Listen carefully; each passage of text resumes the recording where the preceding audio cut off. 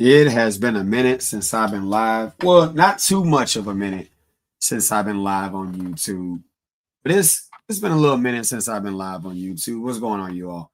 I saw a bunch of comments, right? Saw a bunch of comments in the chat. Figured I'd come, live and talk about it. Let's talk about it. Let's talk about it. Let's talk about it. Looks like I might be struggle streaming already with the with the Wi-Fi and whatnot. So let's talk about it. Let's talk about it. Want to see some of the comments. What's going on, Steve? What's going on, Treston? What's going on, Calvin? What's up? You said it's unfortunate. Okay. It's unfortunate. Yep. Okay. I see it. I see it coming up. I don't know if it's the connection. What's going on, Steve? What's going on? I got my opinions about certain things. What's going on? I got 18 people. If y'all could hit the like, get some people in the conversation, get some people in the conversation. What's going on, Anna? You said no need to talk about it. Okay. You're gonna see that I'm not gonna be triggered by people who have a right to have opinions. What's going on, Marty? How are you? You have a right to have your opinion of what you think about this situation. But you're going to find that Charlie wouldn't want that. Charlie would not want you to be triggered, in essence, by people celebrating his unfortunate passing. I'm reminded of Martin Luther King Jr. when he was assassinated and how people celebrated his assassination. Suffice it to say, there was a certain person who was in his camp who was the alleged heir apparent who celebrated that. I'm reminded of Malcolm X when he was assassinated, how the Nation of Islam celebrated his assassination. Yeah, I look at it like this. You said you feel like, and I'm going to read your comment again, TNT Network. You said, I feel like we need to celebrate our right to free speech, and this was just really painful. Yes. TNT Network, YouTube, you said if we can't have a debate, talk about things for people to take someone's life, to have a conversation, trying to have a conversation is horrible. I happen to agree with you. And this is a very unfortunate situation because I learned something watching Charlie a lot. I binge watching his videos. I do. I binge watching his videos. And a percentage of his views I also share. And those who I don't, or those views that I don't share, guess what? This is truly America.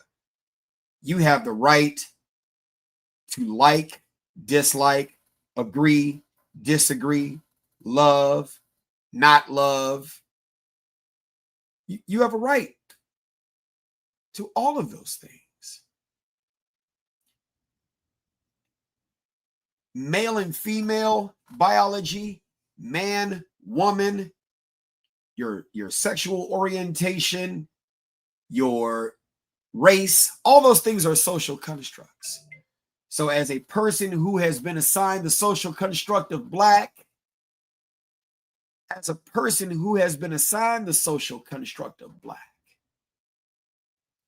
I get talked about all the time for having opinions that don't align with the cultural constructs of the Black community. And still I rise. The more that I have been ostracized,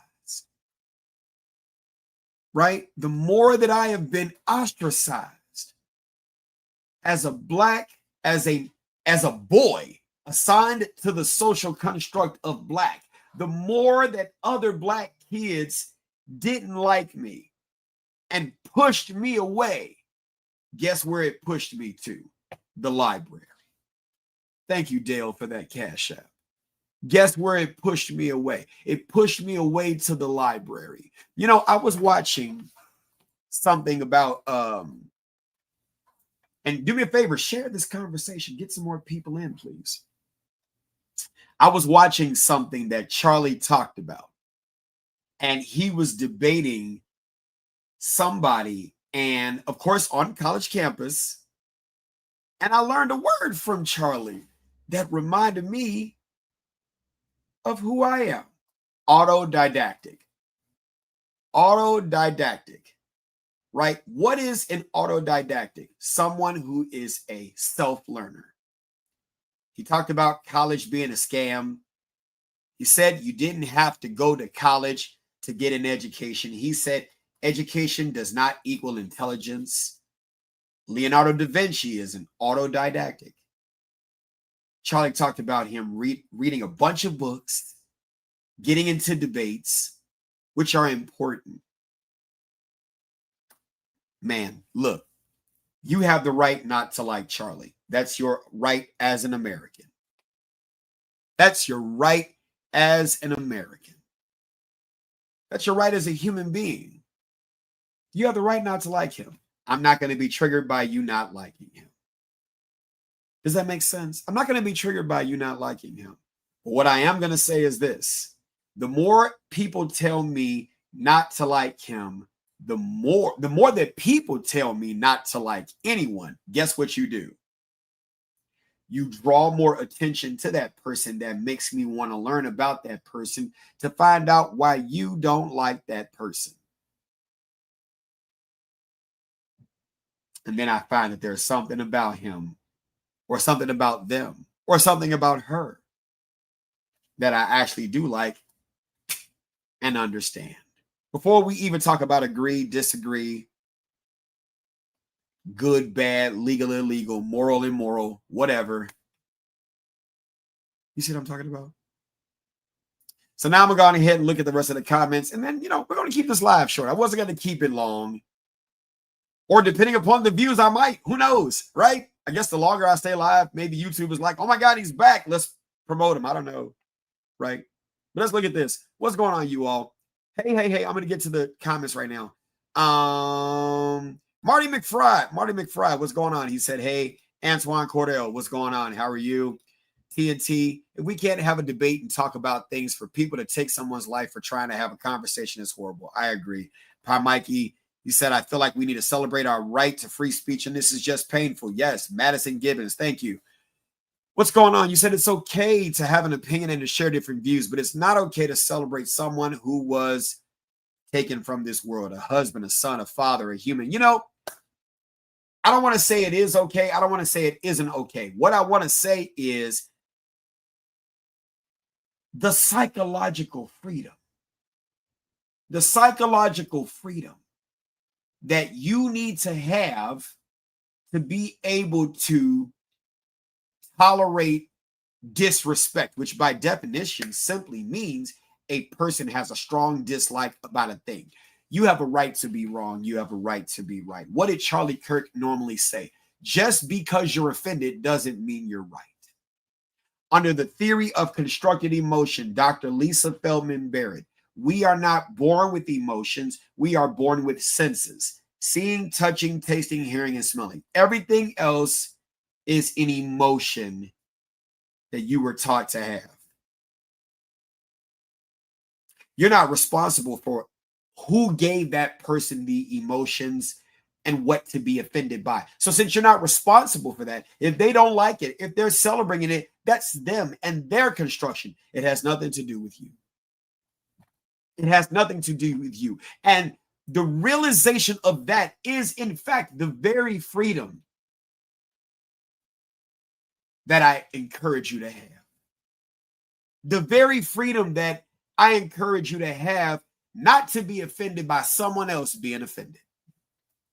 Because they have a right to stop their lives and not learn more, but that has nothing to do with how you move forward. You see? And so that's important. And so if they want to celebrate, that's what they do with their time. That's what they do with their time. That has nothing to do with you. That has nothing to do with you. That's what they choose to do with their time. That's them. And so if you get upset by what they do with their time, they win. If you react negatively, they win. I've watched more than enough. Remember when Kevin Samuels passed? Black men, how many black women had a problem with it? Right? You see what I'm saying? It's two sides of the same coin. Right? Black folks, remember when President John F. Kennedy was assassinated and the Honorable Minister, the Honorable Elijah Muhammad told him not to speak on it? What did he say? Chickens coming home to roost. And what happened to him because of that? He was excommunicated out of the nation. He went on his Hajj. After he went on his Hajj, he found out that the very same thing that he was saying about white folks making a sweeping indictment of being devils in the practice of Islam, he learned that white people celebrated too and practiced that religion, came back, had a difference of opinion. The Nation of Islam killed him because of it. All because he had a change of perspective. Well, that's not just because of it. You see what I'm saying? You get what I'm saying? It's like whenever you become an epistemologist and whenever you grow, somebody's not going to like you getting intelligent. Somebody's not going to like you having a change of perspective. Somebody's not going to like the fact that I'm an Adlerian, therapeutic, epistemological, autodidactic, Reggio Emilia, Montessori-inspired educator. They're not going to like it. There are people who don't like the fact that I don't just talk about the Second Amendment. I talk about early childhood education. I talk about life experiences. I talk about a variety of different things. There are some people who are not going to like the fact that I support Charlie Kirk and his views and his right to life. That doesn't mean I support all of his views. That doesn't mean I dislike it. But my thing is this: if a broken clock can be right twice a day, who am I not to learn from the twice times a day that they are right? You all want to throw out the baby and the bathwater, just like somebody did you as a child.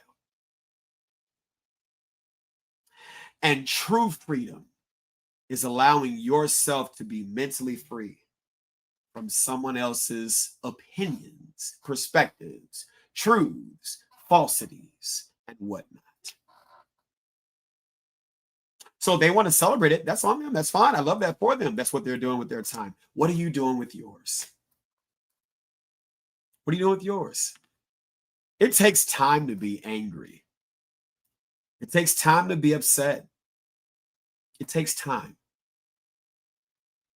Right? Somebody congratulated me. I'm going to get to the comments. Somebody said, you got 1 million followers. That's because people subscribe to my shorts, but they don't hit the bell for notifications. My 1 million subs means what? The interaction on my videos is low. But as long as I e pluribus unum, out of many, if I can just affect one, I paid it forward. I paid it forward. Anna, what's going on? You said spot on. TNT, if you don't like the conversation or agree with it, you don't have to have a conversation. That's a choice. That's what freedom is. Absolutely. Mommy, what's going on? Hey, Static. Yes. Keep up the good work, bro. I was subscribed when you had around 200K and now you have over 1 million subs. Proud of you, brother. Keep up the good work. I thank you for that. Even though you see, I got 1 million subs and look at my viewers. I'm just like, hey, you can't please everybody, right? You can't please everybody. It's not the goal. My mother said something that was very important towards the end of her life. She said, never love anything so hard you lose yourself. Never love anything so hard you lose yourself. Whomever you dated, mated, and created did not come out of my when I brought you into the world. Live life for you. And she said that towards the end of her life. That mattered. Here we go. TNT Network. I just want to say I love you all. No matter if I agree or like what you like, I like pineapple on my pizza. Outstanding. Outstanding. Here we go. Osmosis Jones. I think it's worth to have a cost of unfortunately. Oh, that's not what he meant. That's not what he meant. See, Osmosis Jones is probably a part of. Nope, almost said it. Nope, not going to do it. Here we go. So he's quoting Charlie Kirk, and he said, quote, I think it's worth to have a cost of, unfortunately, some gun unalivings every single year so that we can have the Second Amendment to protect our other God-given rights. Charlie Kirk. See, emotional folks want to quote that, not understanding what reading comprehension actually is. Right? When all you know are just the words, right? Okay, thank you, Osmosis, for clearing that up. Okay, so I'm going to pull that back. I'm not referring to you. And thank you for saying something so I can clarify that. But there are a percentage of people in the population where, one, if they even know how to read, that's one. Two, if they do know how to read, do they know what the words actually mean? Not your experience with words, because that's your working definition, but your working definition, this balloon shit, your working definition could actually be wrong. What do these words actually mean? Because then that affects how you comprehend what he's actually saying.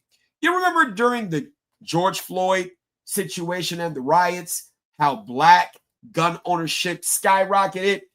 That's what Charlie Kirk is talking about. My God. That's what he's talking about. That's what he's talking about.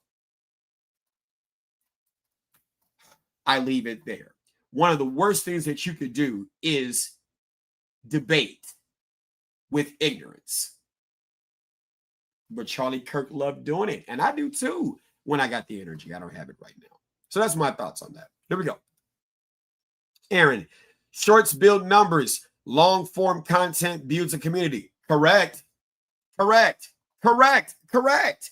You see what I'm saying? And my 1 million followers, if you were subscribers, they were mainly off of shorts.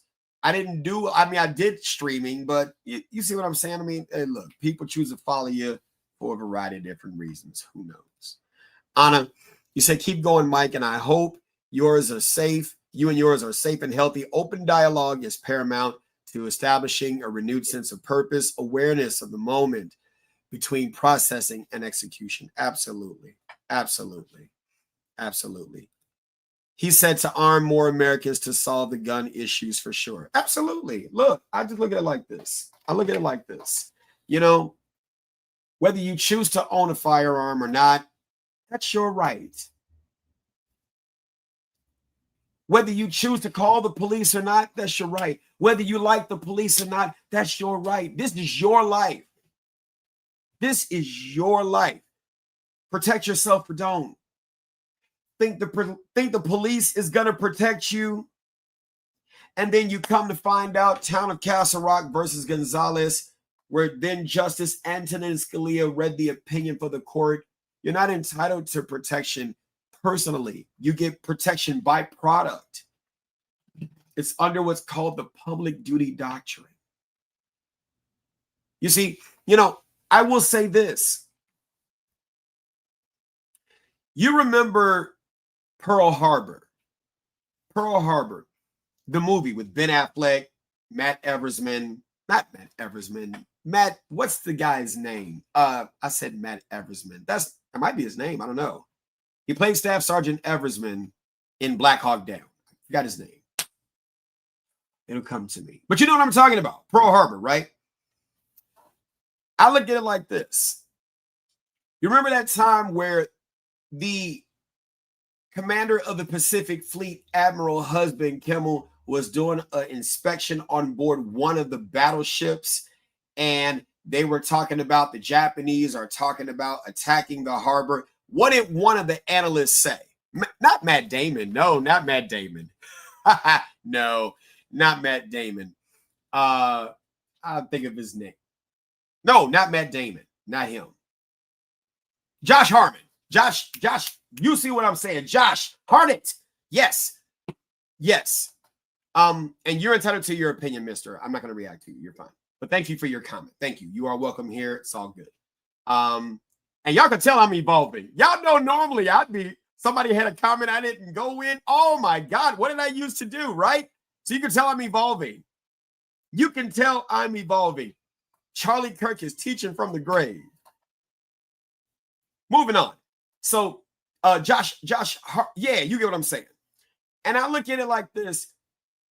On that battleship, the analysts were talking about Pearl Harbor and that, well, our ships are safe from being attacked because the harbor is shallow, that the torpedoes had to go to a certain depth before they could arm. What did he say? You analysts got it all figured out.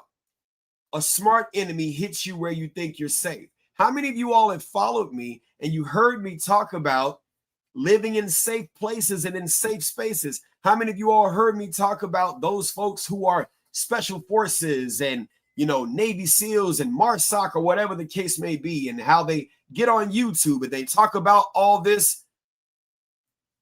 Okay, moving on.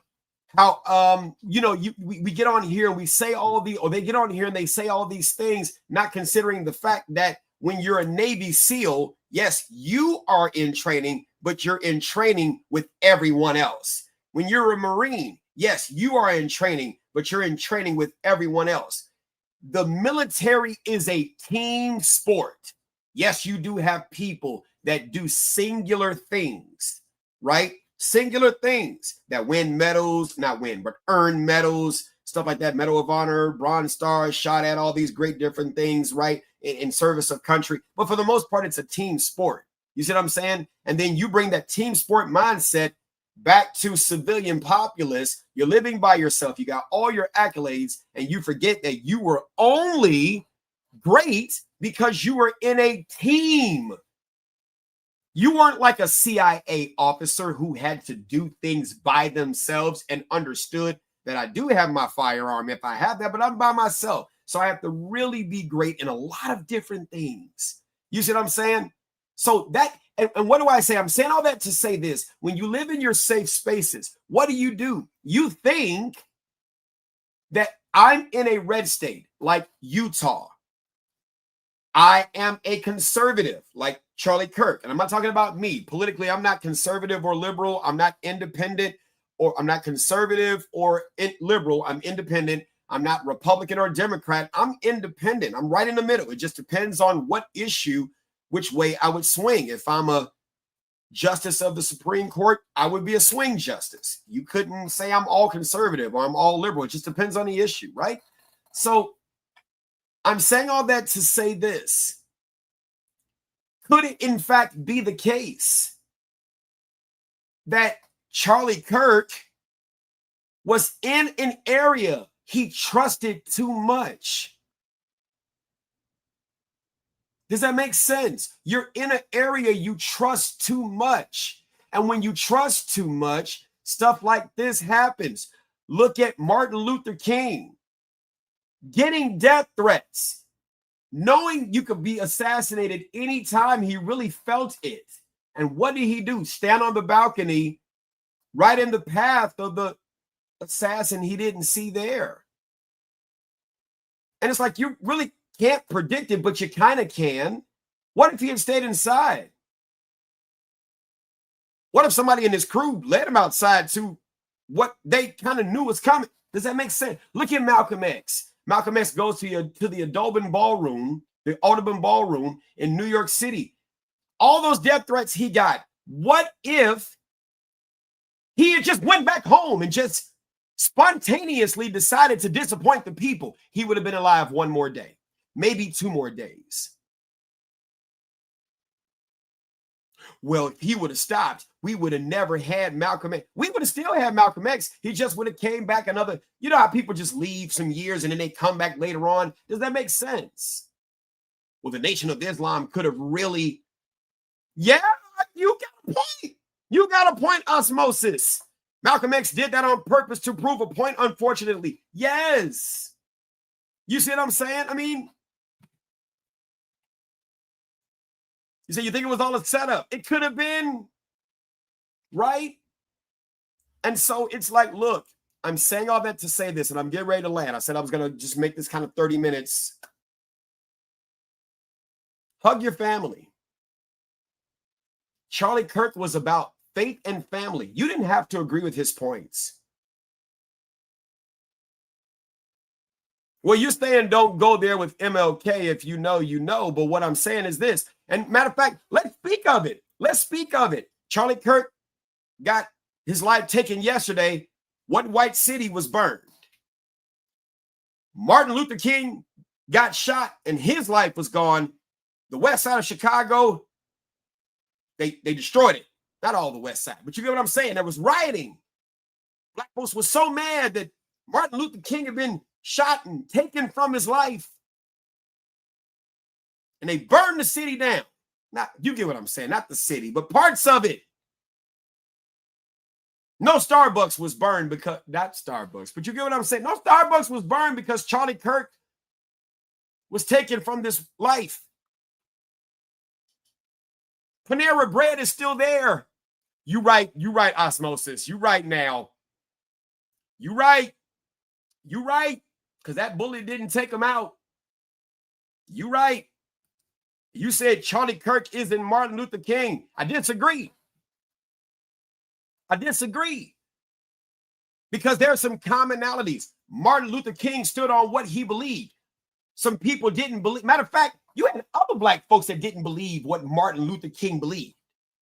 Malcolm X talked about Martin Luther King. Both are black. Matter of fact, what did Martin Luther King, who sat there and said when Malcolm X was assassinated, it's a shame that we can't have our opinions and agree to disagree without being disagreeable? That was Martin Luther King that said that. That was Martin Luther King that said that. You see what I'm saying? So it's amazing how black folks got short-term memory. Short-term memory. And this is what happens when you don't internalize the very history. You said your simplified argument is horrible. They were talking about within the community. Alpha and Omega, you are entitled to your opinion. I thank you for having it. Those of you all who have followed me, you know that I have evolved, because you normally would have found me debating him. But I have achieved a level of psychological freedom when I allow people to be wrong or be right without debating them, because they're entitled to their opinion, whatever that may be. I'm not going to debate you on how you think my simplified argument is horrible. I don't know what you're constructed of.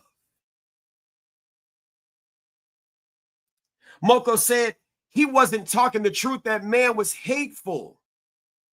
You would be wrong, but you have a right to be wrong. Thank you for your comment.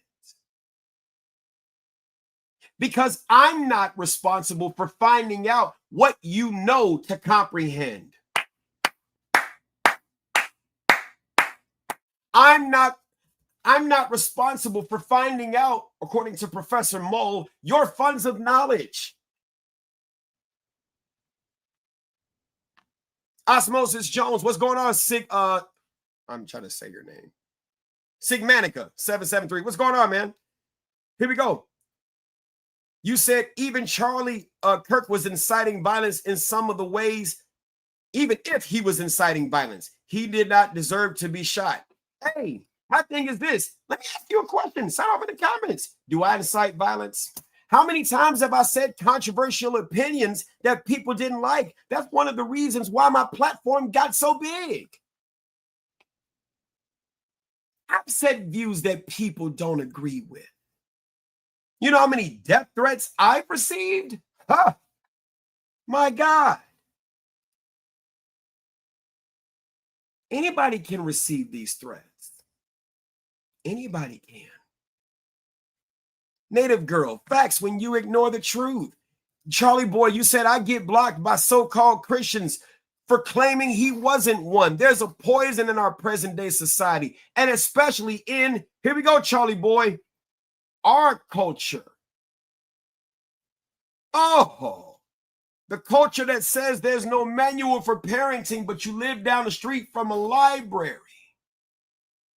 The culture that says you're to be seen and not heard. You better not backtalk me. Do as I say, not as I do.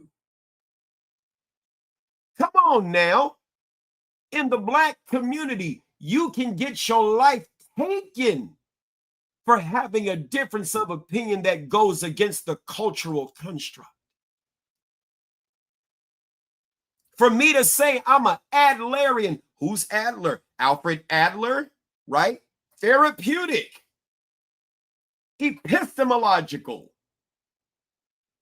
teleological, autodidactic. I just learned that word from Charlie Kirk. Come on now. I just learned that word from Charlie Kirk. What is an autodidactic? You're self-taught. You know how many books I've been reading? Some of y'all ask, where have I been? I've been studying. I've been getting degrees and certificates and expanding my knowledge as a self-learner. Nobody had to ask me to do this. I did this on my own. That's an autodidactic. Charlie Kirk taught me Leonardo da Vinci was an autodidactic. You ain't going to be able to tell me nothing. The more you tell me not to like something, the more I begin to examine what is it that you don't like about this person. Is this person misunderstood? Come on now. You can't tell me nothing. And you said, and some people are neurodivergent. I'm just saying. I'm just saying. And suffice it to say, the last people that I am going to listen to are people whose reading scores are so low, it's abysmal. The last people that I am going to listen to are people who don't recognize that family matters. The last people that I am going to listen to are people who don't recognize the importance of trained fathers in the home.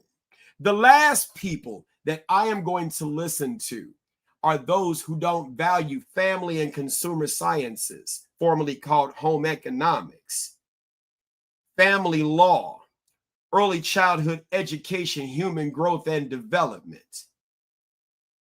The last people that I'm going to listen to are those who pride themselves on gassing up your boys for materialism, gassing up your boys for hypersexuality, gassing up the girls to be over objectified, and that your worth is decided as a boy and a man on your penis and your pocketbook.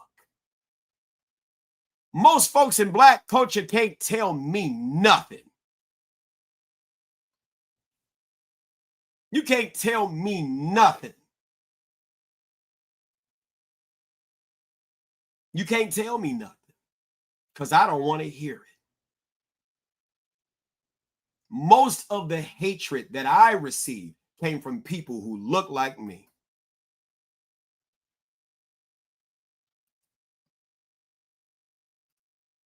Most of the hatred comes from people who look like me.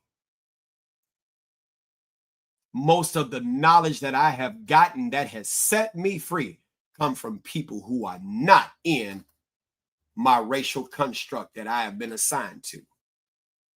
Now, don't get me wrong. I learned some stuff from Black folks. But just like every battery needs a negative to ground it. Come on now, look at your car battery. You got a positive side and a negative side.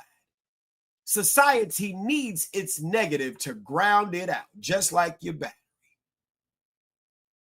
Everything that matter of fact, Abraham Maslow studied the lives of exemplary persons. And that's why we got Maslow's hierarchy of needs. If Abraham Maslow had to study just the Black community alone, we would not have Maslow's hierarchy of needs.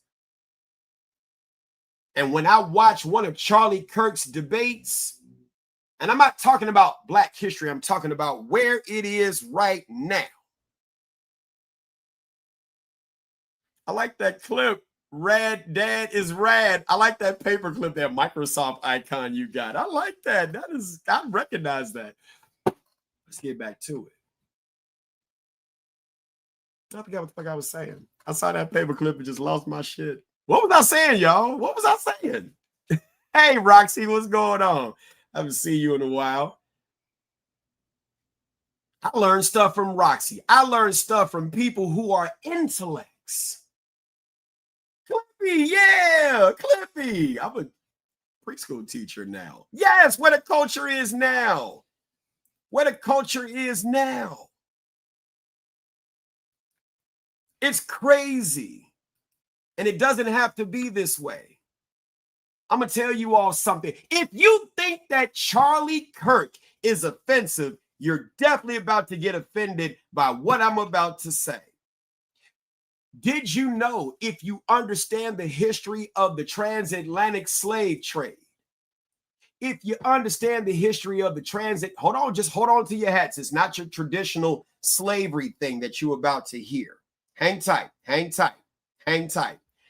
If you understand anything about the actual history of the transatlantic slave trade, it isn't that Europeans just traveled to the continent of Africa, went inland, took them some Africans, brought them on a ship and said, bring your African ass on over here. No, you had at least at a minimum of 3 more than those kingdoms, if you will. You had the Oyo, the Ashanti, and the Dahomey, what is now modern Benin or something like that. But Dahomey, Oyo, and Ashanti, those were African tribes that warred on weaker African kingdoms, beat them at war, and delivered them to the coast to sell them to the Europeans. Well, I was able to talk to a Dahomey ancestor. I was able to talk to a Dahomey ancestor. When you work on the north side of Chicago, you run into Africans. Talk to some of them, you'll learn some things. And this ancestor said, you ready? Sign off in the comments if you're ready. Just type number 1. Just type yes. Here we go. You ready? He said, and I quote, when I started talking to him about, because when you working off duty and security and stuff like that, whatever the case may be, and you start talking and they start hearing you talk, see, people who got wisdom, they need to know if you qualify for them to share it with you and if you could hold it. Because sometimes they just unleash truths, and when they unleash truths, they don't want it to necessarily fire back on them. You wonder why some people don't help you. Maybe they listen to you and all they hear is ignorance, so they don't tell you anything else because they know if you this dumb, you definitely ain't gonna be able to handle what I got to say. But he was listening to me. He was like, look, you are never gonna find freedom listening to those who lost. And I was like, you got me. Say that again. You're never gonna, and he said it in his language. You're never gonna find freedom listening to those who lost. He said, you don't even know what tribe you're from, do you? I was like, no, and I'm really not interested because I was born in America. He said, exactly. So you think about it. He said, I've been hearing you talk. You were in the army, weren't you? Yes. He said, guess what? An after action review. When our people sold you all into slavery, right? Our people were very complicit in that. It was nothing personal. It was just business. Why haven't you all in America got together and found out why you lost in the first place?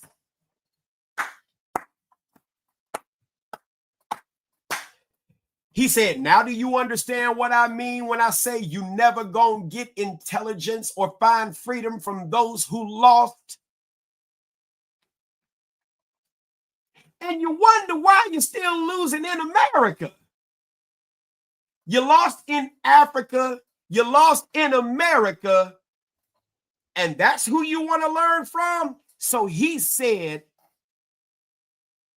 when I heard you going off to other cultures and talking to other people to gain intelligence, I said, I could tell you what I'm telling you now because you'll get it without being offended. When I seen you quote Dr. Lisa Feldman Barrett on the theory of constructed emotion, I knew you weren't going to get offended. And he's not talking like how I'm talking, but he's saying it in his language.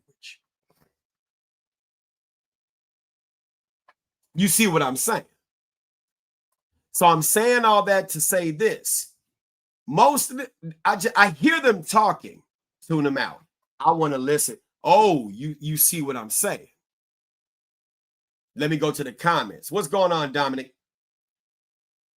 You said Alpha and Omega. Did he cover the French colonization? They lost. Yes, they did. Yes. I know about that. I know about it. Alpha and Omega. Yes. In fact, they relied so much on that trade that when others were tired of getting slaves and they were like, all right, we're done. You know how some people don't know when to quit? They didn't know when to quit. And the French had to come in and force them to stop by shutting them down. Yes. Yeah. See, Alpha and Omega, you thought you did your big one, as Black folks say. You thought you did your big one because you didn't think I knew the whole history. Oh, I know the whole history.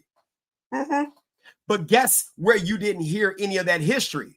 In Alex Haley's Roots. You know that movie about Kuta Kinte and all that stuff about, you know, how we were taken and all, you know, that one where he actually admitted, and I'm going to link because I don't want to make this a slave conversation.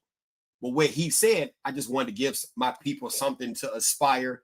Alex Haley was the Tyler Perry of his day. Oh, man, you said you never seen Roots. You were born in 95. So don't come on here talking to me about history. Moving on. No, don't get me wrong. I appreciate you being here, but you got a lot of catching up to do. Because see, here we go. You can't even have a conversation with me if you don't know Roots, because Roots is one of the main. How many of y'all remember Roots? How many of y'all Black and you saw the movie Roots? And then, oh, here we go. We're not going to do insults. Alpha and Omega, I'm going to give you one time.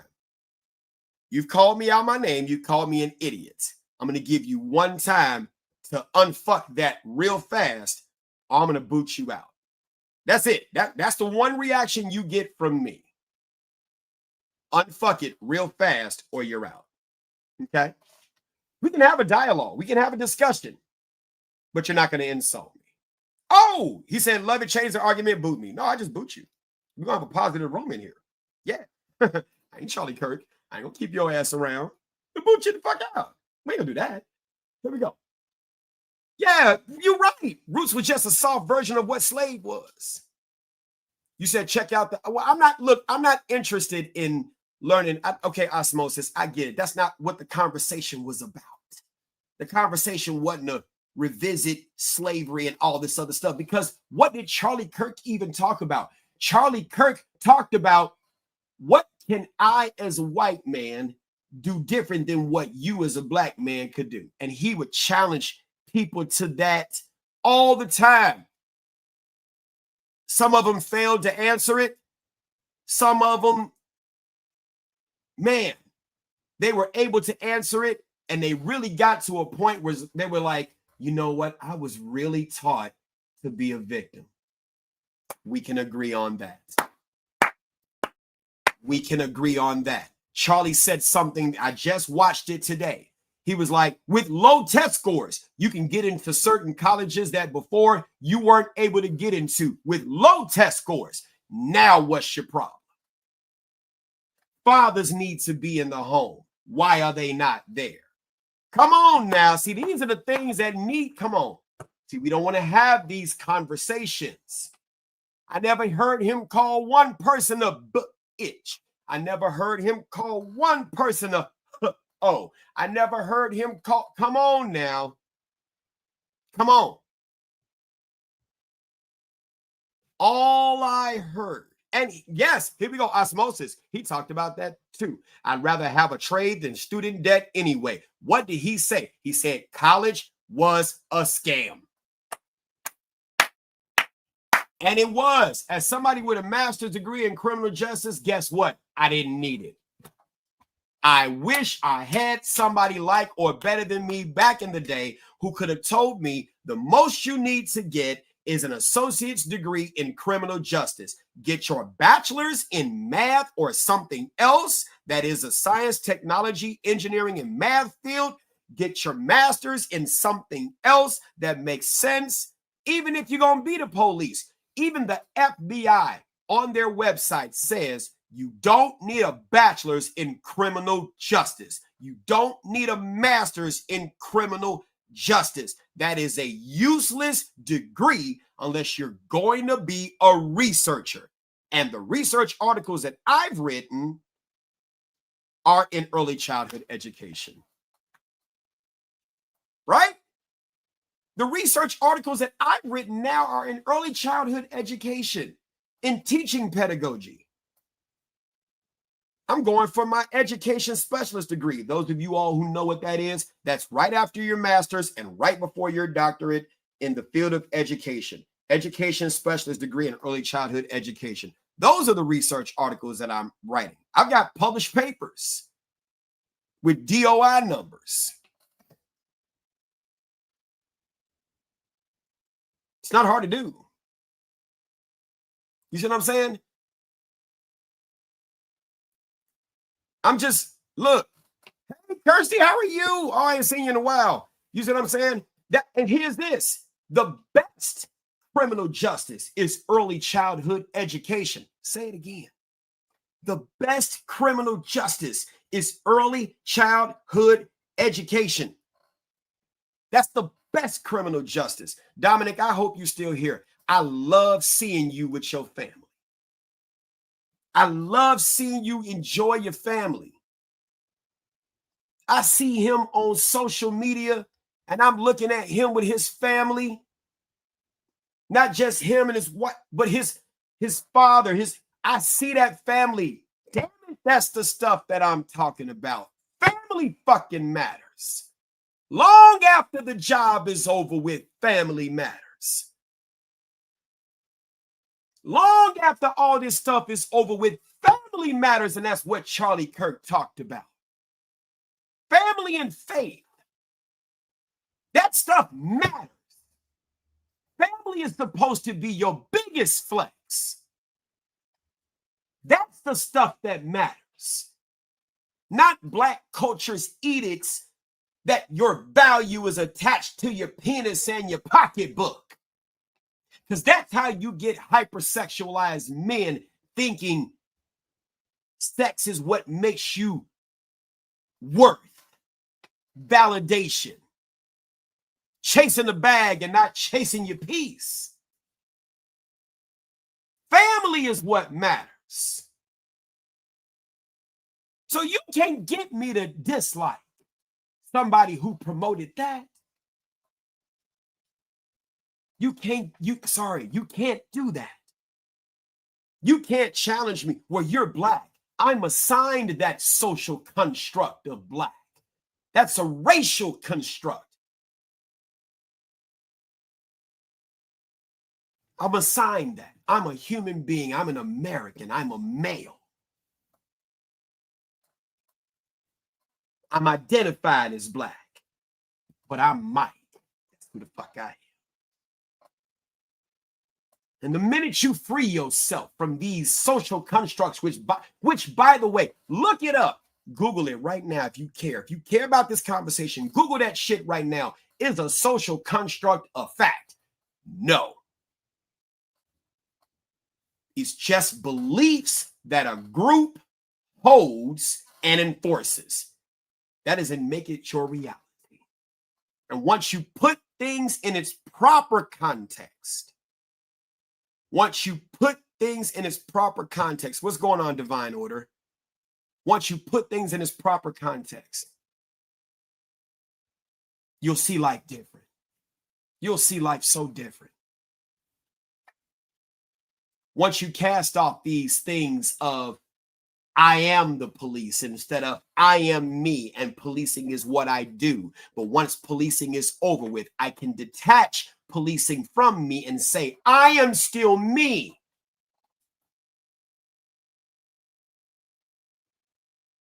And I have a family. And that stuff matters. That stuff matters. It matters. It matters. It matters. Yes, it does. All right, y'all. Somebody asked me, am I MAGA? Watch this. Here we go. Divine order, shalom, and blessings from Chicago. There we go. See, you see what I just did there, S.A. Packler? Did you see what I just did? Leave you on read or read. I don't have to answer your question. I don't have to confirm or deny.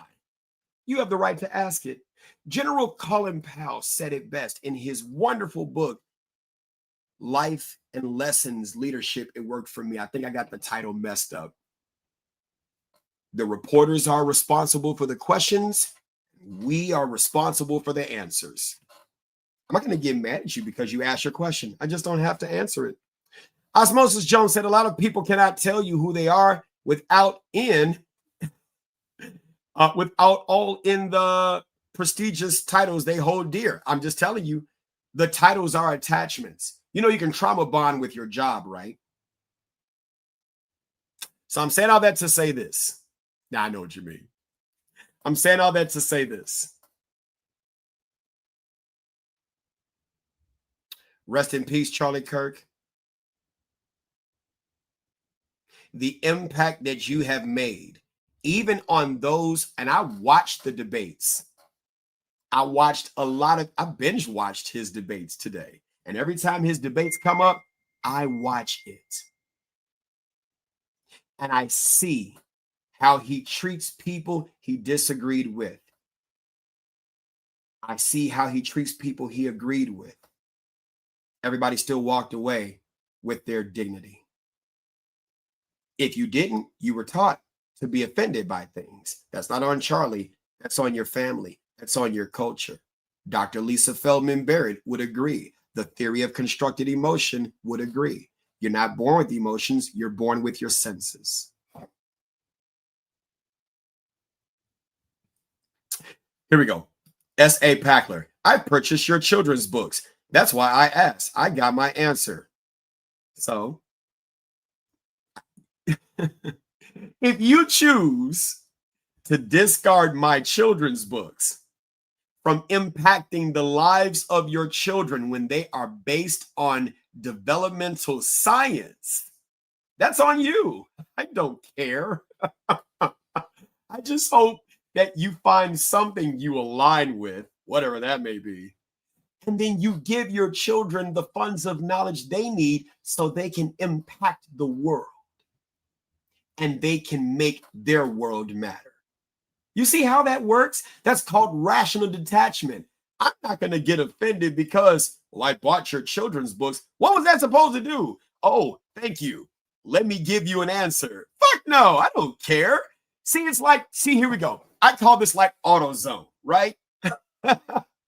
When you go in and you buy some brake pads from AutoZone or some brakes, right? Or the disc, right? Or even a jack. You think they give a fuck whether you use it? No, you bought it. Use it or don't. Tear it up. Write a bad review. E pluribus unum.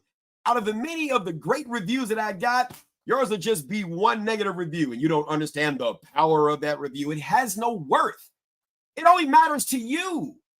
In the back of that book is Maslow's hierarchy of needs. That's not my theory, that's his. In my book that says, I am no good to anyone else unless I am good to myself. That's not my theory. Those are just my expressions of a thing that is an objective truth. So if you don't want your kids to have it, I'm fucking fine with that. Yay! How many parents have robbed their children of things because the parent was insecure?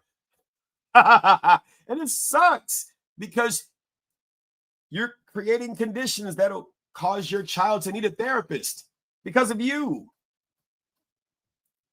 Have fun. Let me not get in your way, whatever that is. And you're fucking beautiful if that's your picture. But still in all, have fun with that. Moving on. That was weird. Here we go. In 20 years, when history books show the MAGA movement as a fascist movement, hopefully you will realize that you were wrong and you will shut up. Thanks. Thank you for your opinion. I don't really care what the history books say.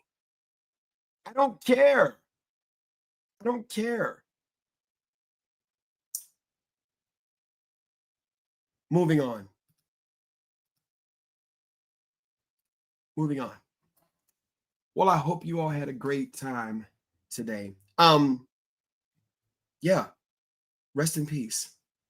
Rest in peace. And I'm going to still watch his debates because I like looking at the reactions of other people.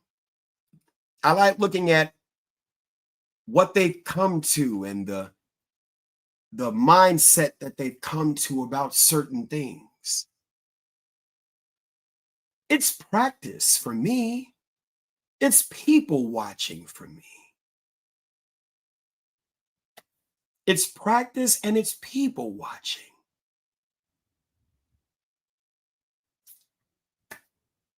And it's important because that's how you learn about people and whether or not they can take dialogue. Some people can't.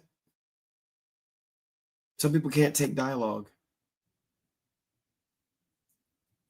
It is what it is. It is what it is. Yes. Yes, osmosis. I prefer to see all sides and remain unbiased as humanly possible. Yeah. I knew what you meant. I knew what you meant. Yeah. So, like I encourage most people to do, I try to encourage people to do, celebrate the passing of someone by paying it forward, by living life as though they never passed. If Charlie was still here, what would he encourage you to do? There's a video that I have in my phone, actually, where he said, let me see. Oh. Are the most absent of any community. About 2/3 of all Black youth will be raised without a stable father around. And I know it's crazy, right? And that little precious angel of yours deserves to have a father around. You know, for daughters and for sons, it's different things. For a daughter, that's a father figure to look up to say that is how a man should act and someone that I ought to one day marry, someone that will protect me from a vicious world, and someone that makes me understand what strength and not brutality looks like, what justice but not revenge looks like. To have a father figure is a silent way of forming a child to be a mature citizen. And unfortunately, as we've removed dads from families, government has come in and has taken the place. So some people need help and they need social assistance.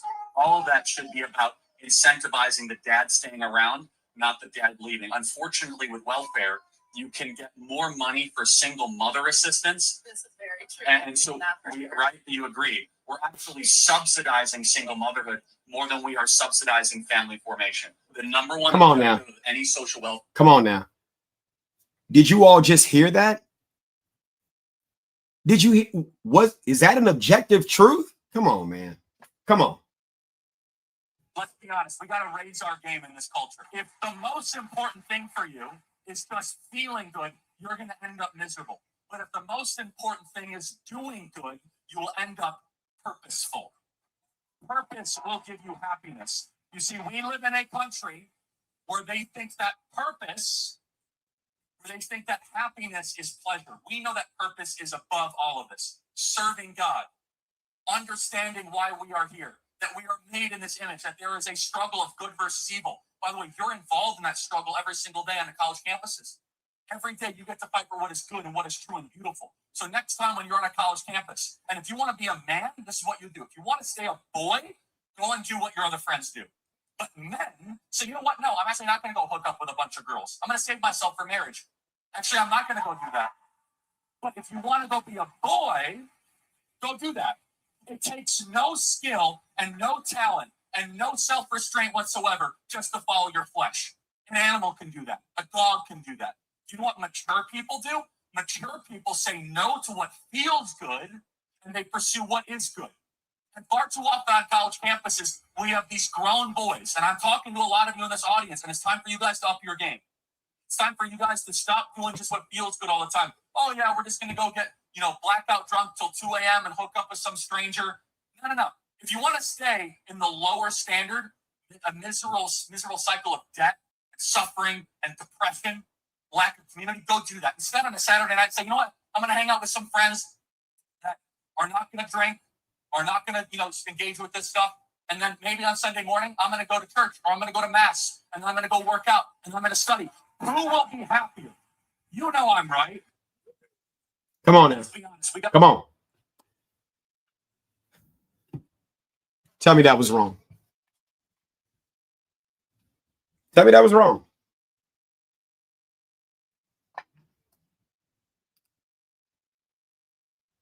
I didn't mean to put his comment up here. I don't really care about that. I'm blocking him. I don't have time. It's a distraction. Now, you said it was so much for youth to process, but guess what? As an early childhood educator and as a researcher, exposure comes before comprehension. Exposure. Exposure comes before comprehension. See, sometimes we want comprehension to be what a person gets the first time around. That's what happens when you don't understand how humans learn. Exposure comes before comprehension.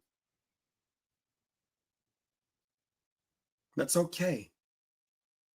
I understand, Anna. It is a lot to process, but it's something to process.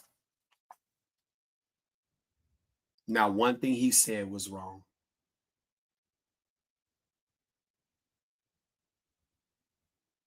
It's an objective truth. And those type of things are what us boys need to hear as we're becoming men. See, if you look at Erik Erikson's psychosocial theory of development, if you look at trust versus mistrust, autonomy versus shame and doubt, initiative versus guilt, industry versus inferiority, identity versus role confusion. Now, right when you go into adulthood, intimacy versus isolation, right? Now, Erik Erikson posed all these as crises. All of these as crises, right? But intimacy versus isolation is not a crisis like Erik Erikson posed, because intimacy, before you can be intimate with someone else, you have to be intimacy, into the self. And that requires isolation. Isolation, by definition, simply means alone. It's not loneliness, which is sadness because no one is there. Those are emotions that you were taught to construct when you were alone. If you are the product of a parent who trauma bonded with you and didn't allow you to be alone. If you look at Mildred Parton's 6 stages of play, right? Unoccupied play, solitary play, onlooker play, parallel play, associative play, and cooperative play. Your first 2 stages of play are unoccupied play and solitary play. You're by yourself. You're by yourself. And if your parent is secure and didn't trauma bond with you, they allowed you outside of needs provision to play by yourself, right? And to discover your hands and put things in your mouth, like Sigmund Freud said. That's the oral phase where you're discovering things. You could tell I'm a child developer. Match what I'm saying against the theories. And so then as an adult, as a new adult, which you're an adult baby, you can appreciate that isolation. So where you can be intimate to the self and not attach yourself to someone and get into a serious relationship with. Why? Because you still got more you got to learn. You got a career that you need to get grounded in and get vested in, be it college or a trade, whatever your fancy. So that when you get to the next stage past intimacy versus isolation, that's generativity versus stagnation. That's right in your 30s. And if you look at Charlie Kirk, that's the period he was in. 31 years old, married with 2 infants, established in his career. His life was cut too short. No different than Malcolm X, no different than Martin Luther King, no different than Bobby Kennedy. Life cut short before they even got started, or really good, or really beyond their greatest greatness.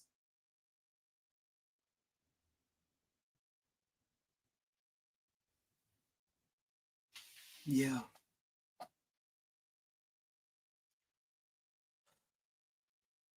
So we honor his life by moving forward and ignoring those who want to come into the comments. You see how I just blocked them? Man, I'm not thinking about them. I'm just blocking them.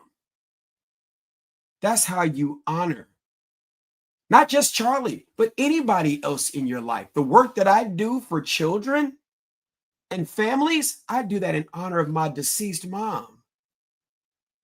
Now, why somebody come into the comments, F your mom? Boy, I'm not connected to my mom like that. That's not going to offend me. You have the right to say that. But I do this in honor of my mom and my brother who's no longer here.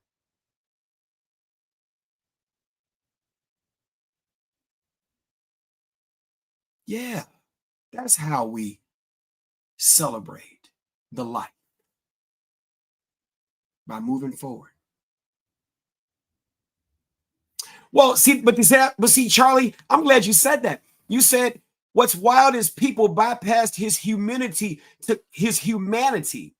just to continue their nonsense. But the thing is, when all you are taught to see is negativity, that's all you have eyes for. It's called experiential blindness. It's called experiential blindness. It's called inattentional blindness. When your parents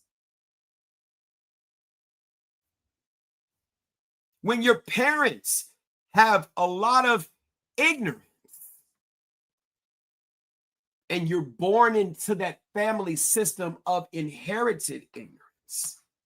Let me show you what I was talking about when I say I got published papers. It's called the theory of inherited ignorance. Come on, fool.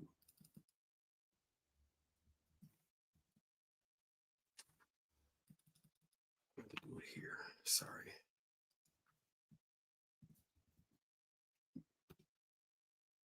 The theory of inherited ignorance. When all your family just, that's all they got. They don't have anything for you. They don't have anything for you.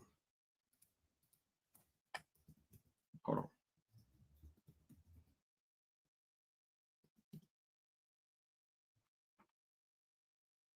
There you go. What? Is it on academia? Let's see, it might be right here. Hold on, guys. I'm sorry. Yes, there it is. Take you over here. The theory of inherited ignorance. So you can go to academia.edu.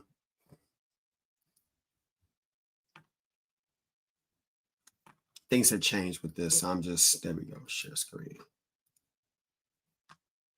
There we go.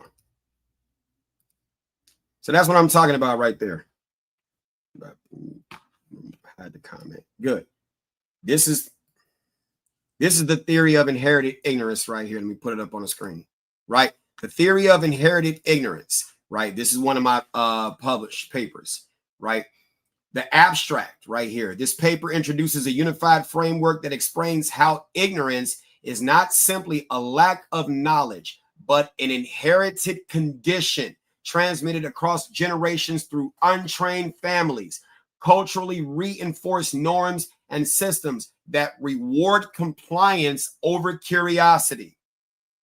Brown's theory of inherited ignorance is the foundation explaining how underdevelopment is normalized and passed down. Then there's two applied models that follow. The preemptive labeling model, which describes how families informally assign diagnostic labels to children, and the diagnostic transaction model, which shows how institutions formalize those labels as the price of access to support. Together, these three components offer a structural explanation for how misunderstanding becomes mislabeling and how identity is shaped by what is never questioned.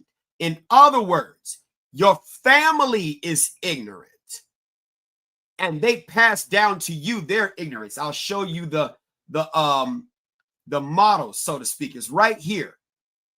Right? Kind of see if I can scoot this over a little bit. I can't. Okay. Yeah, it's right. Kind of blow it. You can see it a little bit. Nope. I just made it. Okay, let me push it down.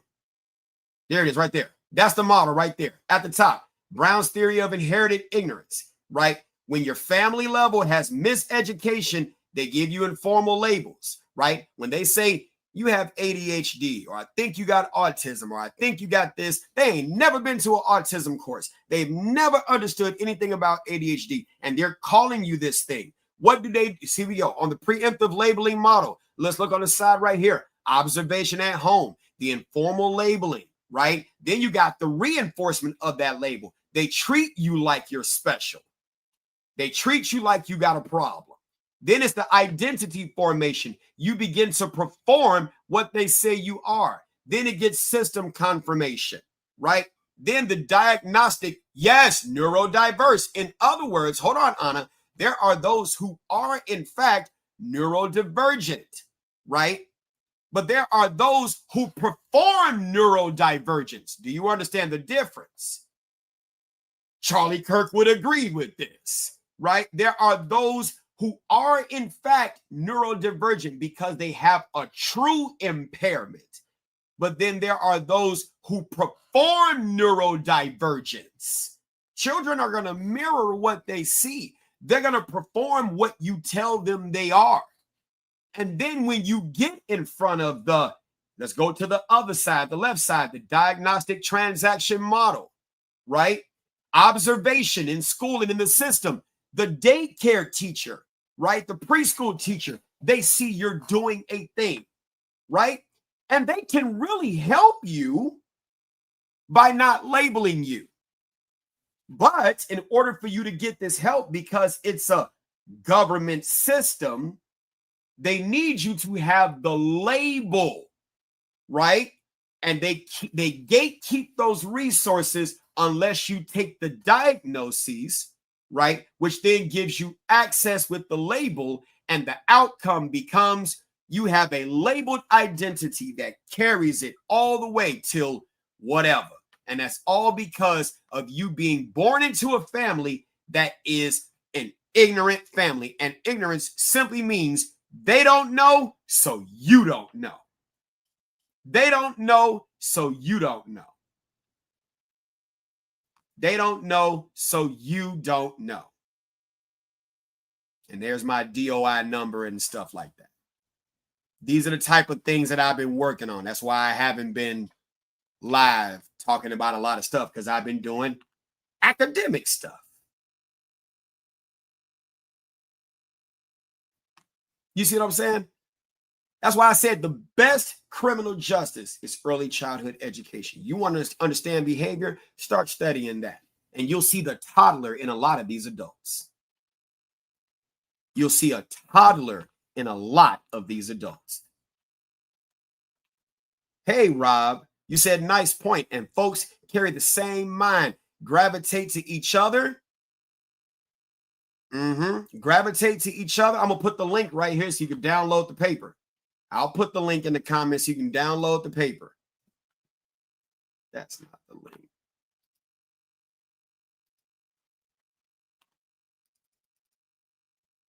There you go. Put the link right there. Hopefully it pops up. Maybe you can download the paper. I tried. I don't know if it popped up.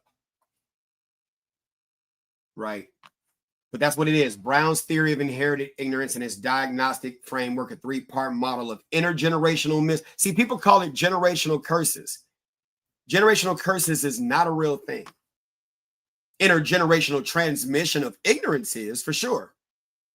The whole family tree could be dumb. You have a, oh my God. The whole family tree. Yes, the whole family tree could be ignorant.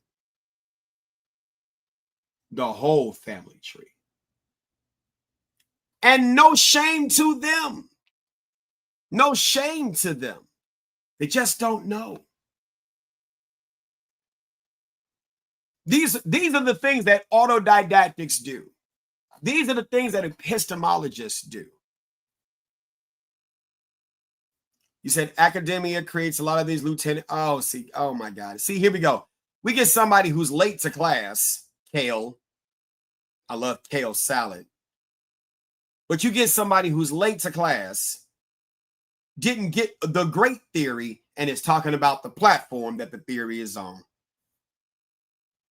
I mean, you're not wrong. You're not wrong, Kale. You're not wrong. Academia creates a lot of these lieutenants who thinks there are 500 genders and the professors teach it. You're not wrong at all. So don't get mad, Kale. Don't get mad. You're not wrong. You're not wrong. But you get what I'm saying. And I think, here we go. I'm going to hold myself accountable. I misinterpreted what you said.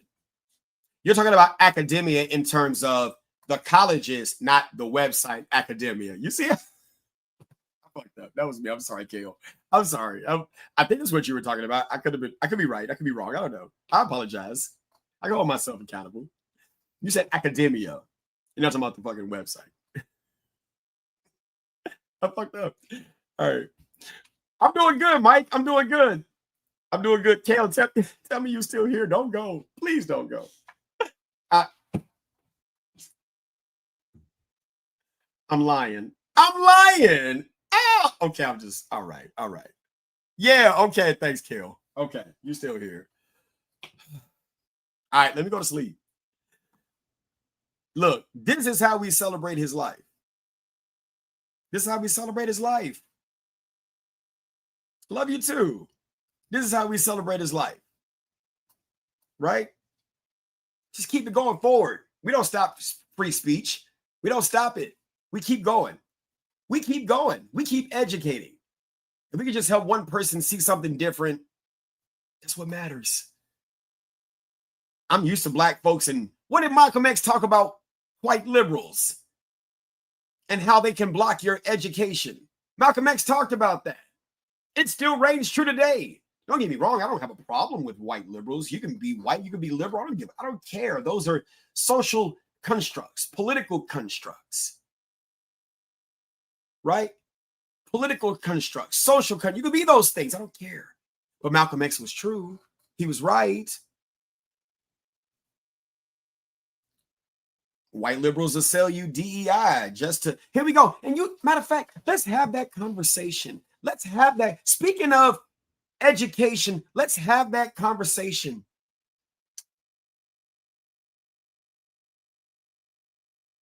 How you got white liberals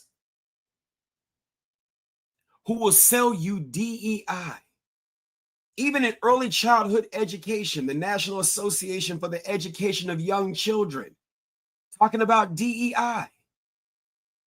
It was founded in 1926.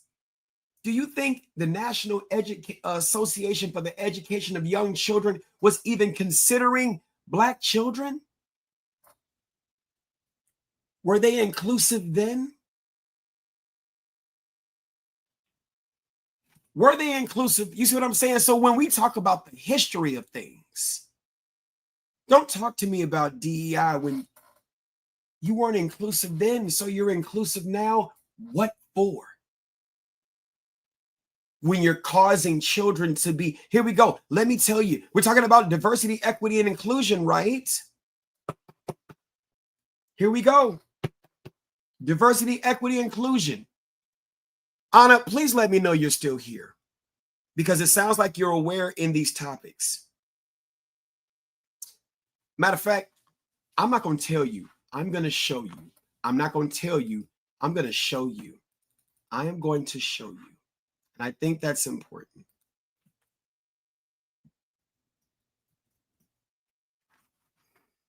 Power of Christ. Here we go.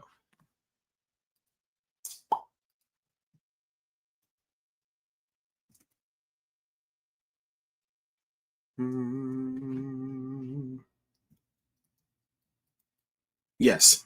Nacy glossary of terms. I'm going to show you. Bam. I'm going to share this tab. Okay. Let's blow this up. Let's blow this up. Anna, you still here? You are still here. Okay. Let's blow this up. Let's blow this up. Let me move this screen to another screen. There we go. Let's blow this up. All right. Here we go. I want you to see something. This is the National Association for the Education of Young Children, right? This is their glossary of terms. Okay. I wanted to blow this up so you can see it. Now we talk about neurodivergence, talk about a lot of different things, right? Here we go. We can talk about ability, right? Do you know that you don't get disability without impairment, right? Do you know you don't get disability without impairment, right? So here's the definition of disability. Here's the definition of disability, right? Disability or developmental delay, legally defined for young children under the Individuals with Disabilities Education Act. Disabilities include intellectual disability, hearing or speech, language, visual, or orthopedic impairment, autism, TBI, traumatic brain injury. Under the Individuals with Disabilities Education Act defines developmental delays to include delays in physical, cognitive, communication, social, emotional, or adaptive development. But you know one word they don't have in the dictionary? Impairment. They don't have impairment in there. They don't have impairment. How are you talking about inclusion when you don't include the definition of impairment? So, what is impairment? What is impairment? When you look at the definition of impairment, let's look it up.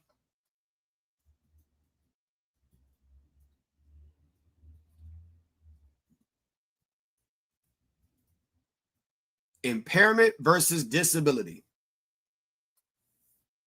Here we go. I love educating folks. Okay, you see what I'm talking about, Anna. You see what I'm talking about. Here we go. Impairment versus disability. They are used interchangeably, but they have distinct meanings. Impairment refers to a loss or abnormality in a bodily structure or function such as vision, hearing, mobility, occurs at the individual level within the body. Disability refers to a restriction or limitation in an individual's ability to perform the activities of daily living. In other words, the social construct of disability. Here we go. What does it say right there, Anna? What does it say right there, Anna? Occurs at the societal level based on how the impairment affects the person's life. In other words, if the society cannot accommodate for the impairment, it becomes a disability. It becomes a disability. But if society can accommodate for the disability, it is not a disability. So many children get diagnosed with disabilities to receive the accommodation instead of getting the accommodation first before you get labeled as disabled.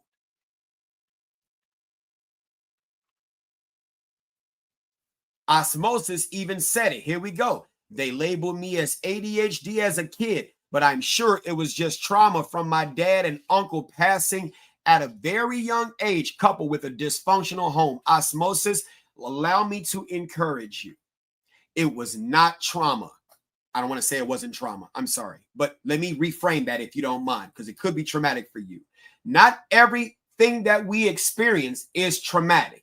It could be an adverse childhood experience. There are levels to how we feel and what we've been taught to feel. We have overused that word called trauma when not everything is trauma.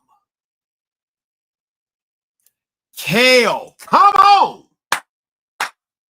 They are creating victims. This is the type of stuff that Charlie talked about. This is the type of stuff that he talked about. Come on, man. Come on, man. Come on.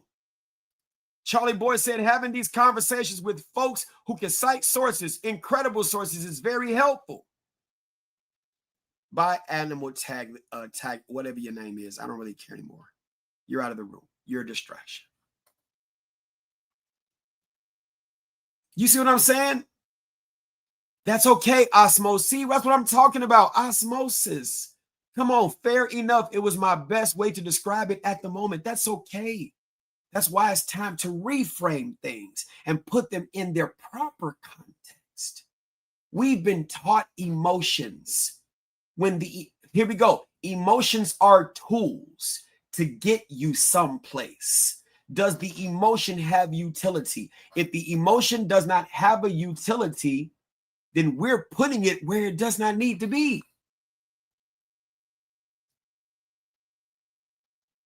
Come on, Charlie Boy. Let me tell you, they sure did it to me. Ritalin was prescribed and caused me more trouble at a young age. Instead of understanding that what you did was a reaction to the environment and very developmentally appropriate, they numbed you down and suppressed your development so that someone who didn't understand your development could be at peace with them while you were trying to figure things out with you. And some professional persuaded your parents, who probably were inherently ignorant. No offense. They just inherited the ignorance. And then we walk around thinking we were bad when we were just misunderstood. Ooh. Come on. Come on. Come on. You see what I'm saying?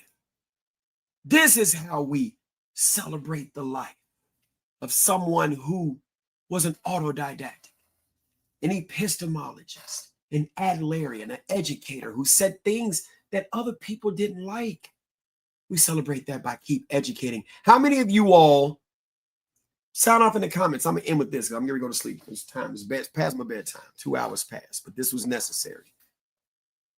How many of you all learned something today you didn't learn in this live? Yes, Kale. Many parents tend to not research themselves, but trust doctors. And in fact, that's one of the worst things that you could do is tell your pediatrician about your child's behavior, because when they want to diagnose your child with something, they can bypass you and subpoena those medical records.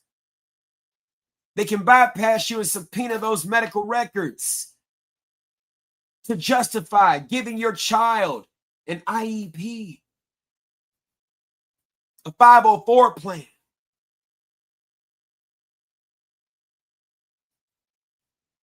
I'm just saying.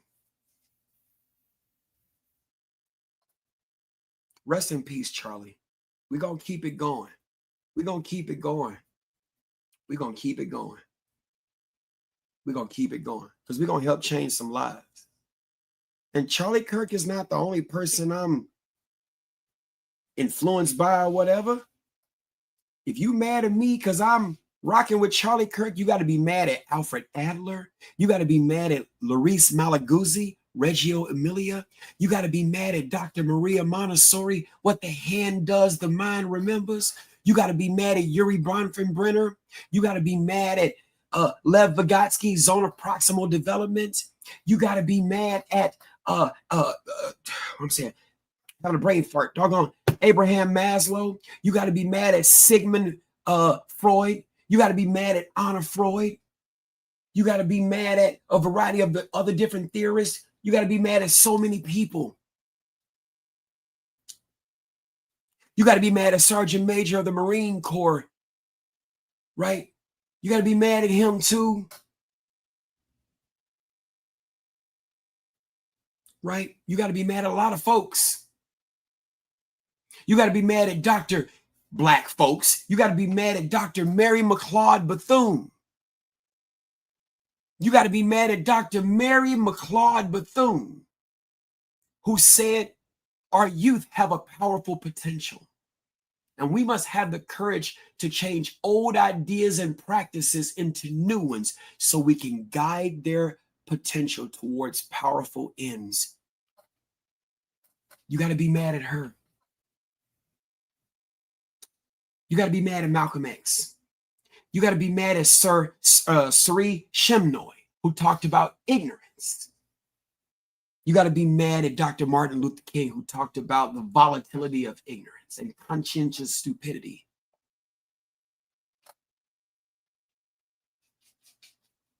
Yeah. You got to be mad at a lot of people who influenced me. You got to be mad at Dr. Dana Susskind in her book, Building a Child's Brain of 30 Million Words. You got to be mad at the book, The Courage to Be Disliked.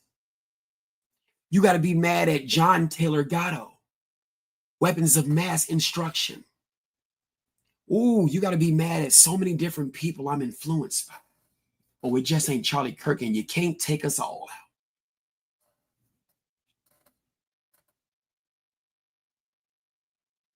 See, that's where they talk about you, Black folks who mad at Charlie Kirk. They talk about you in academia. They talk about you in textbooks. They talk about you in research papers. They don't talk about the real intellects who do the big, big things. They don't talk about you in social media. They talk about you in research papers. But you don't read, so you don't see it. And even if you read it, would you understand it? And if you don't know how to read, they got the fidget game. They got the fidget game. You can learn sight words. You can learn how to read. What's the science of reading? Here we go. What's the science of reading? Right? What's reading comprehension? It's a multiplication table. Decoding times language comprehension equals what? Reading comprehension. Come on, man. The fidget game. If you don't know how to read, you can learn as an adult. You can learn as an adult. There's no excuse. You can learn if you want to. You can learn if you want to. You can learn if you want to. All right, y'all. Share this, maybe, if you want to. Those who were supposed to be here hung out. We kept a solid 50, right? Anna, appreciate you. Change the language one uses in self-reflection and the recognition of the importance of recognizing, the pause between processing words and the way one proceeds to make sense of the situation. Absolutely. But you know why, Anna? A lot of kids who come from my community, not just the Black community, but even lower to little middle class, so to speak, and other, you see what I'm saying? Right? Oh, you got to watch it from the beginning, Kale. I love your name. Oh my God. I love kale salad too, by the way. I get it unsalted kale. I'm a vegetarian, right? But a lot of us in Black culture, we get rushed out of our childhood. That's why we go into adulthood underprepared. Our parents who have inherited ignorance, there are 3 frameworks from 0 to 18, right? 3 frameworks. There's the conscious planting of seeds, right? There's the abstract parenting framework. And then there's the internship. Teenagers are in the internship phase. From 6 to 12 is the abstract parenting. That's where the values and all that other stuff come in and the wonderful conversations, and you get to the level of abstract. But then you got the seed planting. A lot of our parents in this community, highly ignorant to child development. That's why we miss out on a lot of stuff from 0 to 6. Then I got your statement, Osmosis. I'm gonna throw that on the screen. I agree with you. Then THEN, then guess what happens? They want to get us a mentor during our teenage years. That is the worst time to do it. That is the dumbest shit ever. Seed planting, the basics, the concepts framework is from 0 to 6. The abstract parenting is from 6 to 12. That's the sweet spot. And then the internship of what you gave us from 0 to 12 occurs at the internship framework. That's when they want to get us a mentor. That's the dumbest thing. We're not listening to nobody. We're looking and learning from our peers. We're not listening to you as much. You lost out on your time. Then you want to get the struggle mentor. Go ahead, take him someplace. Show him a good time. It's the worst time to do it. We'll go, maybe, but we're not really learning. You missed out on your time. That's why we don't pay attention to you, because you don't understand child development. You missed out on that time to establish a relationship. I think it was Anna. Somebody said that. It could have been Anna or Kale, where it talked about relationships. Education must be rigorous. Education must be relevant. But according to Dr. James Comer, the balloon, sorry, y'all, no significant learning occurs where there isn't a significant relationship. No significant learning occurs where there isn't a significant relationship. Osmosis, you saying a lot right now. Here we go. He said, I need to revise the words from my childhood to match the power I speak today. Hey, please, if you all can go to my website, instructormike.com, www.instructormike.com, enter your email address, subscribe. When I put blog stuff out there, I got my podcast, On the Mic, not On the Mic with Mike. That's my other podcast. Family Matters with Instructor Mike. You can get these for free. That's on my website, instructormike.com. If you just go to instructormike.com, Osmosis, I am urging you, please go to instructormike.com. You will get a lot of what you need personally for you, for the inner child within you, from the blog post and my podcast episodes. And when I create, and it's all free. I ain't charging. It's all free. It's all free. It's all free. Instructormike.com, right? What did he say? Coming from a place when your parents taught you literally nothing and gave you pills was a tough road, but you are not broken, Osmosis. You are not broken. You are not broken. You are not broken. You are not broken. You are not broken. Alfred Adler talked about it. The mistakes that people make are usually because they were misguided and miseducated. If we can just give you the education and the skills that you need, you can see yourself in a better light. Dr. Martin Seligman said it in his book. A lot of people, a lot of psychologists like to say that people have these disorders as they describe in the DSMs. Now we're on the DSM-5. But Dr. Martin Seligman talked about learned helplessness. Learned helplessness. You got a horrible way of explaining why good or bad things happen to you, and it's not your fault. It's what you were taught. If you can just be properly educated, it'll be liberating to where you can say better things about yourself, about why things happen. It's not your fault. It's what you were taught. It's not your fault. It's what you were taught. It's not your fault. It's what you were taught. If you could just start by just saying that over and over again, it's not my fault. It's what I was taught. It's not my fault. It's what I was taught. It's not my fault. It's what I was taught. According to the book, Make It Stick by Peter C. Brown. That's Harvard Center for the Developing Child. That's brain science. You got to keep on saying it and keep on saying it till one day it clicks and you stop shaming yourself for what you were taught, the things that you were done, that you did. You were set up for failure. You were set up for failure, but you don't have to fail no more. You're not broken. You were miseducated. You were misguided.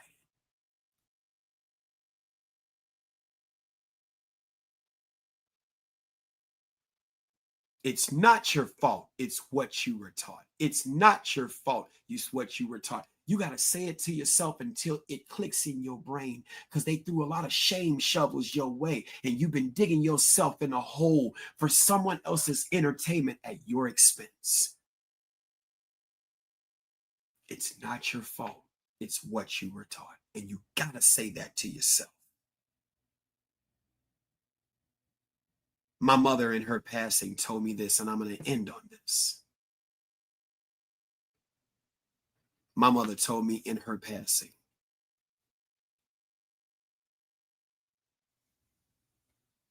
never love anyone so hard you lose yourself.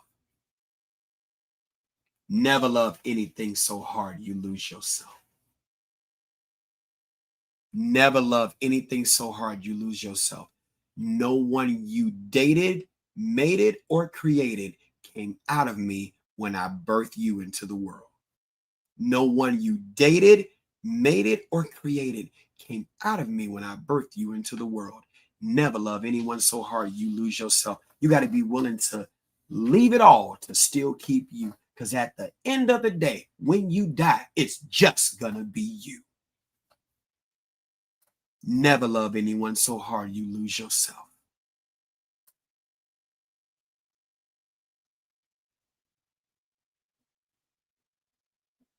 You came into this room for a reason, Osmosis. And it started with a disagreeing opinion because Osmosis was going in. He was going, and I love it. I love it. I love it. But you're here for a reason. You're here for a reason. You're here for a reason. And I'm glad that because Charlie Kirk taught me this word, autodidactic, and it explains what I've been doing, I just didn't have the word to put to what I've been doing. I'm a self-learner. I don't need someone to tell me what to go learn. I mean, I can always use that. But I love knowledge. That's an epistemologist. That's what I am. It's a philosopher of knowledge. It's a higher level of curiosity. Yep. And I didn't learn that until after. I didn't learn that until after Charlie passed. And when people kept saying his name, it pushed his videos up to the algorithms where I was able to see that video. Now I've got a word to describe what I love to do. If a broken clock is right twice a day, who are you to throw out that clock twice a day? Yeah. Yeah. Yeah. All right, y'all. We've been live for 2 hours now. Go get some sleep, y'all. I'll see y'all next time. Peace.